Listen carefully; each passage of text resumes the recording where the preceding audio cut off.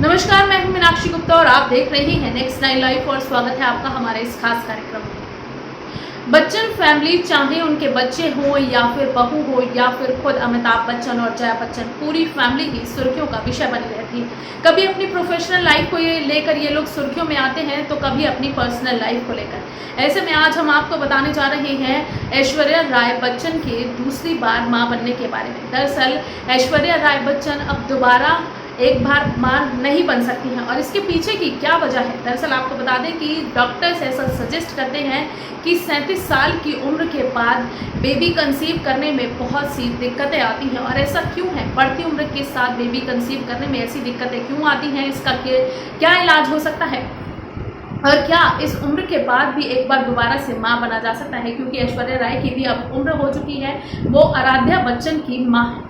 हाल ही में अब हम आपको ये बताने जा रहे हैं कि ऐश्वर्या राय बच्चन दोबारा से मां क्यों नहीं बन सकती हैं, इसके पीछे का क्या कारण है और कैसे आप इसको लेकर सजग रह सकते हैं और डॉक्टर से कंसल्ट कर सकते हैं और क्या इसके ट्रीटमेंट है, हमारी इस रिपोर्ट में देखिए। ऐश्वर्या राय बच्चन ने 33 साल की उम्र में अभिषेक बच्चन से शादी की थी और शादी के 4 साल बाद 37 की उम्र में ऐश्वर्या ने कंसीव किया था और बेटी आराध्या को जन्म दिया था।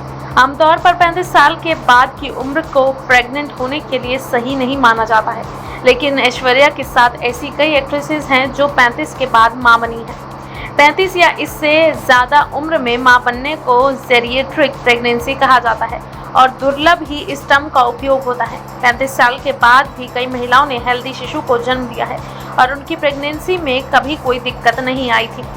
जन्म के समय महिलाओं के शरीर में सीमित मात्रा में एग होते हैं। 30 के आसपास पहुंचने पर अंडों की संख्या कम होने लगती है और इनकी गुणवत्ता में कमी आती है। वहीं ज़्यादा उम्र की महिलाओं के एग जवान लड़कियों के एग की तरह फर्टिलाइज नहीं हो पाते हैं।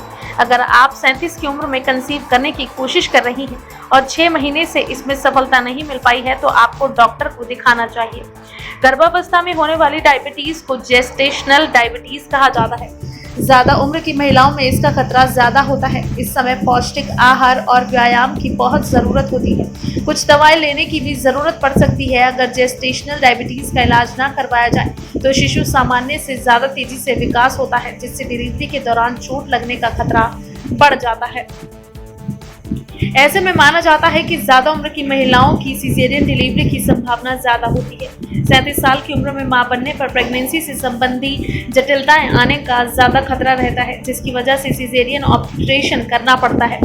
इस उम्र में मां बनने पर जन्म के समय शिशु का वजन सामान्य से कम हो सकता है और बच्चे में कुछ क्रोमोसोम प्रॉब्लम जैसे कि डाउन सिंड्रोम भी हो सकता है। इसके अलावा ज़्यादा उम्र में मिसकैरेज और स्टिल बर्थ का भी खतरा रहता है। अब ऐसे में इस सिचुएशन में आपको क्या करना चाहिए? 37 साल की उम्र में मां बनने पर अपनी प्रेगनेंसी और बच्चे को हेल्दी रखने के लिए डॉक्टर से नियमित जांच करवाते रहें। अगर आपको डायबिटीज़ या हाई ब्लड प्रेशर जैसी कोई बीमारी है तो चेकअप करवाते रहना बहुत ज़रूरी है।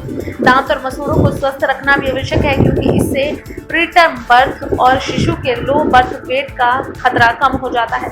हेल्दी प्रेगनेंसी के लिए पौष्टिक और संतुलित आहार लें। खूब फल और सब्जियां खिलाएं। साबुत अनाज, बीन्स, लीन मीट और लो फैट डेयरी प्रोडक्ट्स खाएं। आपको बता दें कि यही वजह है कि अब ऐश्वर्या राय दोबारा मां नहीं बन सकती है और इसके लिए उन्हें भी डॉक्टर से कंसल्टेशन की ज़रूरत पड़े। ऐसे में ऐश्वर्या राय को लेकर ये खबर है कि वो दोबारा मां नहीं बन पाएंगी, क्योंकि उम्र उनकी अब ज़्यादा हो चुकी है, इसीलिए अब वो दोबारा बेबी कंसीव नहीं कर सकती हैं।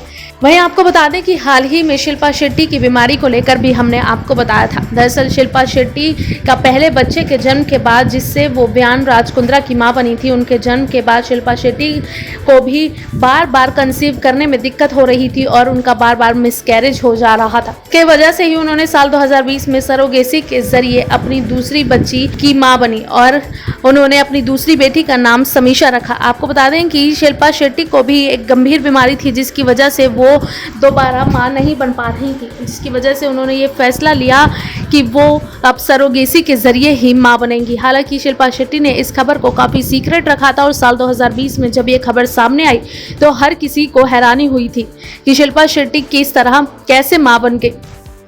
ऐसे में शिल्पा शेट्टी की बीमारी को लेकर भी हमने आपको बताया था कि उस तरह आपको किस तरह के प्रिकॉशंस लेने चाहिए और आप क्या कुछ अपने लिए प्रिकॉशंस ले सकते हैं और कैसे डॉक्टर से ट्रीटमेंट करवा सकते हैं। दरअसल शिल्पा शेट्टी को भी एक गंभीर बीमारी थी जिसको लेकर खुलासा हुआ था और इस वजह से वो बार बार बेबी का मिसकैरेज हो जा रहा था। इसकी वजह से वो कंसीव नहीं कर पा रही थी।